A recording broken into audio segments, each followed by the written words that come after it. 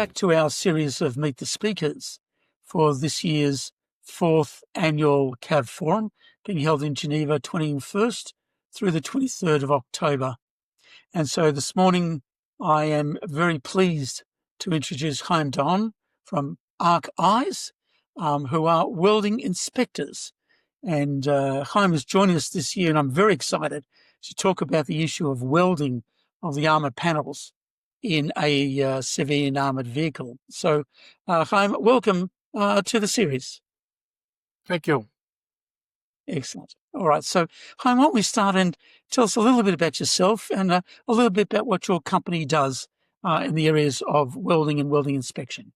Okay. Well, I myself am a mechanical engineer, and I got into the welding profession in Israel basically because I was one of the only ones that spoke and read English, and the international codes are in English. So they said, well, you do it. And I fell in love. It was love at first sight with the industry. And since then, I've been involved since 1980, I've been involved in all the major welding projects in this country, from steel construction to bridges to port cranes to pressure vessels to storage tanks, to gas pipelines, you name it. And I've worked for various different companies until after one job, the industry decided I was too old. I was 48 at the time, and I couldn't find another Not job. old at all. Couldn't find another job, and I became self-employed, and work kept coming in. So I started a company, as it was mentioned, by the name of Arc-Eyes. Arc-Eyes is a medical condition when you look at the weld and your eyes burn. And so it's sort of like a play on words. I named the company Arc-Eyes. Since it's started in 2012, I started with 10 to 12 engineers working with me on all different projects throughout the country. And as I started getting older, I started downsizing, and now we're just two people in the company. Right.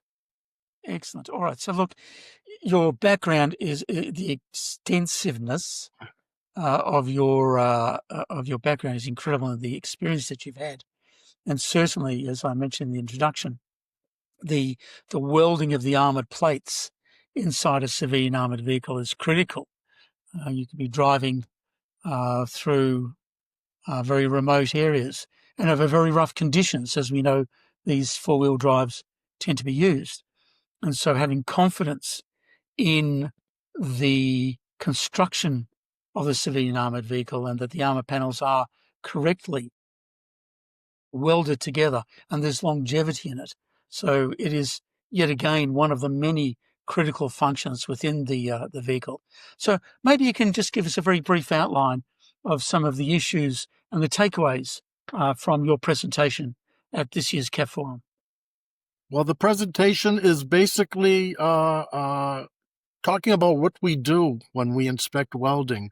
For example, we start our inspection checking the paperwork, checking the qualifications of the people doing the work, checking that the materials are correct.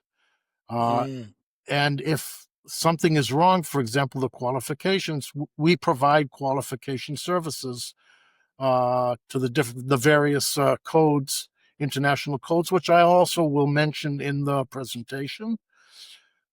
Once we finish that, once we make sure that the start is okay, in fact, most engineering projects start with making sure that the beginning is done correctly. And once the planning is put in place, then it's a lot easier when everyone knows what they have to do. So the continuation of our job is to visually inspect the welds to make sure that there are no stress razors, which could cause damage if something happened to the weld. For example, a ballistic Attack,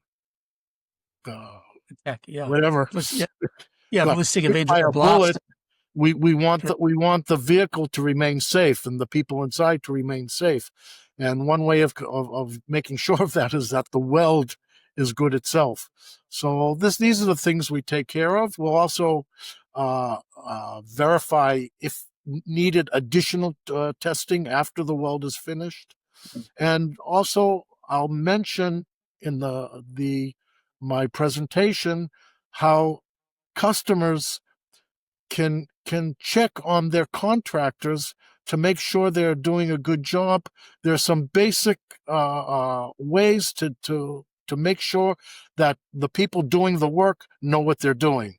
And you people, or whoever's listening and whoever's at the conference, they will have the tools needed, the basic tools needed to verify that the people doing the job are quality capable.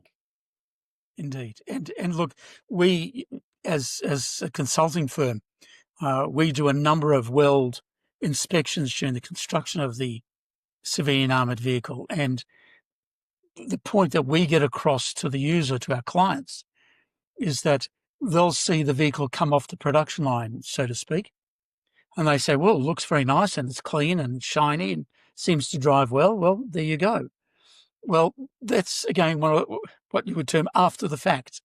And it's very important that during the production process, that, as you say, that the qualification, the materials, the methodology, the weld plan is thought out and is inspected and audited prior to the construction of the vehicle, and then during construction, that the welds are to the quality standard and the international welding standards that they're meant for. And that should give the user a considerable amount of confidence that the vehicle will be able to perform in the manner for which it was designed and for which it is meant to be built. And that's great. So, look, Chaim, thank you so much. We are really looking forward to having you along this year. It's one of these sort of black magic issues, welding. People say, well, the welding is there, someone does it, and, she'll be right, mate, as we say in Australia. Well, not necessarily so. And if I can add another minute or so, the technology behind welding is increasing, like all technologies, as far as the welding machines. The electronics in them are very sophisticated. The gases are much better. The metals are much more qualified. But on the other hand, do you want your child to be a welder? No, you want your child to go to college and to study whatever they study in college. And that's a problem worldwide, that people do not want to be welders, and they do not get the correct training. They don't have the basic knowledge of metallurgy and chemistry and all things that a good welder needs. So on one hand, the technology is going up, but on the other hand, the human aspect is going down. And that's our biggest issue now with welding, is to find a meeting point of the technology with the people behind it. And look, it's a really good point that you raise, and it's common through, I would say, most of the trades out there. There is this desire for higher education, and that's terrific. And both you and I are products of higher education, which is terrific. Critically important are the trades, and having the people who are on, so to speak, the factory floor and building products and being able to build us, given the change of technologies, the evolutions of new materials and process. And hopefully you will, with your presentation, people watching it live and also then when we record it, may be motivated to actually join the welding industry and be part of what is a very, very important aspect of construction development in the world. So, Chaim, thank you so much again. We really appreciate it. We're very much looking forward to your presentation, and we'll see you in Geneva next month. Okay, thank you. Bye. Thanks indeed.